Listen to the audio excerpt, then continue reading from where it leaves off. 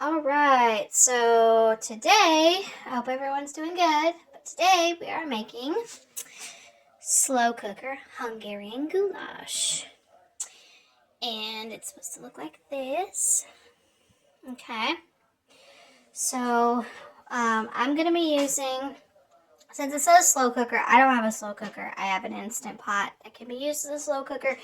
So we're going to give that a try. The ingredients that you need is stew meat. It says 2 pounds. This is actually 3. I don't know why Walmart Pickup gave me 3 pounds, but maybe I need something for another recipe. I'm not really sure. But anyway, so I only need 2 pounds of that.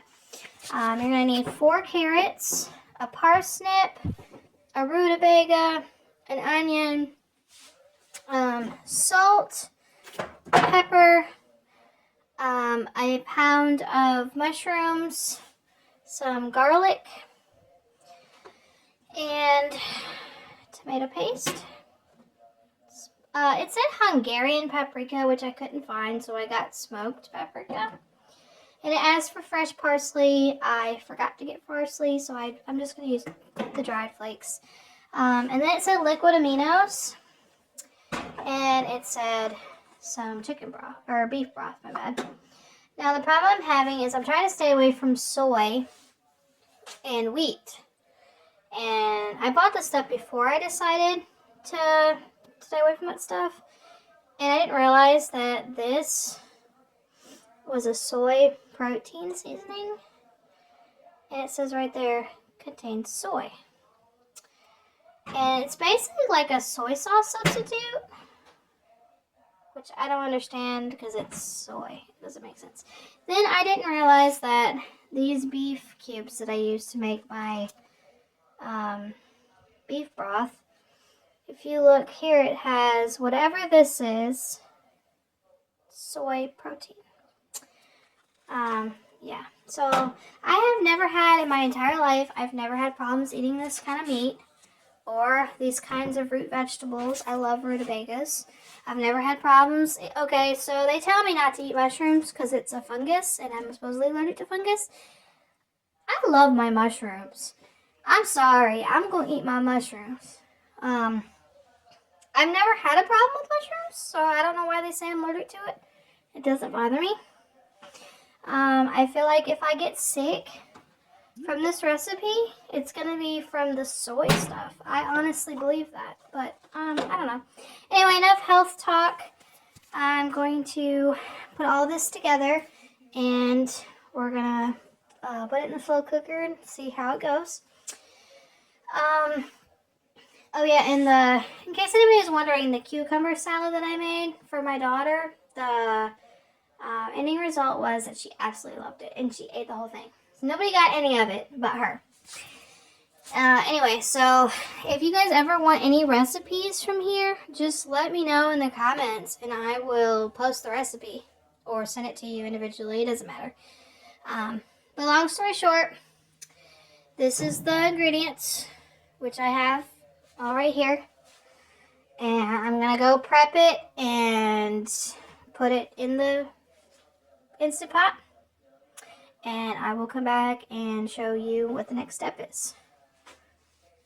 Put 2 pounds of stew meat in your slow cooker, or as I'm using, an Instant Pot.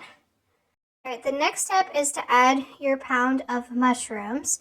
And mine's in a colander. You need to make sure you wash them really good because mushrooms are grown in like poop. So you make sure you clean them really good. And then you put your pound in there. Make sure you get it all in there. Try not to waste any mushrooms. And let's go on to the next step. So it says to take 4 carrots. And it says to slice them at an angle. Now, I cut the ends off of them and I just chop them up. I don't peel the skin off or anything like that. I just wash them really good and I cut them into chunks because you ain't got to be all fancy about it. And just put that in there like that. So your next step is take your onion and dice it. Now I got this cool little thing that I use to dice up the onion. So you cut the onion up into like 4 squares or quarters or whatever you want to call it, not squares. You put it in here and you push this down, and it has a blade that spins and it dices it up. So you just basically like, hand pump it. Take this out, right? You got a blade in here. You can take the blade out real easy. Just kind of turn it like this, and then dump it in there. You can scrape the extra in there too. And then we go to the next step. Alright, so you take your rutabaga and you peel it. You put it in the microwave for 2 minutes. And that makes the flesh soft enough to cut. You make sure you poke holes in it before you put it in the microwave though. And then you're going to want to dice it. Now it said to dice it in the recipe. This thing is really hard to cut. If you ain't ever cut rutabaga before, it's hard to cut. And I have expensive knives, but I think they need to be sharpened. So put it in the microwave, and I decided to cube it. It's going to be fine. It ain't got to be perfect. So you put that in your pot. And look at my pot. It is overflowing. It can't hold much more. Look at that. Might have to take some of that out. Because look, the full line is right there. And I still got to add fluid in there, which the fluid will just seep into the cracks, you know what I mean? But, good Lord. I still got to put the parsnip and the garlic in here. Alright, so your next step is take your parsnip. You want to wash it, peel it, cut the ends off, and chop it up. And put that in here. Alright, now what I did was, because that was a big rutabaga, so I took out a couple handfuls of rutabaga, and I'm going to boil it as a snack here in a little bit, while I wait for this to cook.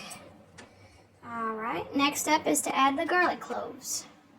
Alright, so I added the garlic, excuse me, I added the garlic already into it, and I went ahead and mixed up the tomato paste, liquid aminos, paprika. It says to use artificial sugar. I did not do that. I put salt, pepper, and the 4 cups of broth. And then it says to take it, mix it together, and then pour it into the pot.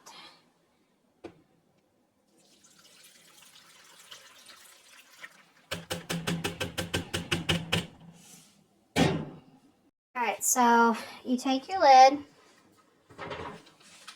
If you're using an Instapot, if you're using a slow cooker, pretty easy. Instapot, you close your lid, you turn it to where it says sealing, and then you want to go to your slow cook button, okay? It says 8 hours. I want to adjust it to high, but I want to adjust my time. Oh gosh, I don't know if it's gonna... You want it to say 6 hours, and this might take a little while, so let's set it for 6 hours and see what happens after 6 hours if it's done. Actually, my bad, you want to set it to venting when you do the slow cooker, because it's not going to be building pressure. It's not pressure cooking, it's slow cooking.